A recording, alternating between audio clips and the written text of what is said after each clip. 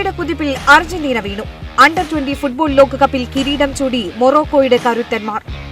അപരാജിത കുതിപ്പിലൂടെ ഫൈനലിലെത്തിയ super pillar മറുപടിയില്ലാത്ത 2 ഗോളുകൾക്കാണ് മൊറോക്കോയോട് കീഴടങ്ങിയത്.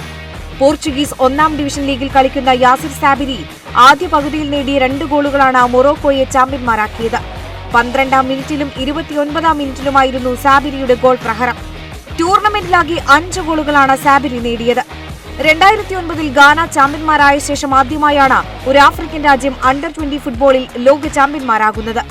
ചാമ്പ്യൻഷിപ്പിൽ വൻ മുന്നേറ്റം നടത്തിയ മൊറോക്കോ, ബ്രസീൽ, സ്പെയിൻ, മെക്സിക്കോ എന്നിവരടങ്ങിയ ഗ്രൂപ്പിൽ ഒന്നാമന്മാരായാണ് മൊറോക്കോ സ്വപ്നക്കുതിപ്പ് നടത്തിയത്.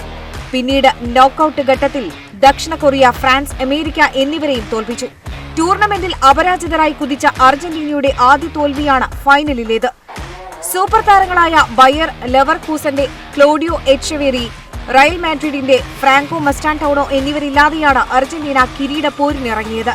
നേരത്തെ 6 തവണ കിരീടം നേടിയിട്ടുള്ള അർജന്റീന 1983-ലാണ് ഇതിനു മുൻപ് ഫൈനലിൽ തോറ്റിട്ടുള്ളത്. അതേസമയം യുവതാരങ്ങൾ തലയുയർത്തിയാണ് മടങ്ങുന്നതെന്ന് സൂപ്പർ താരം ലയണൽ മെസ്സി ഇൻസ്റ്റഗ്രാമിൽ കുറിച്ചു.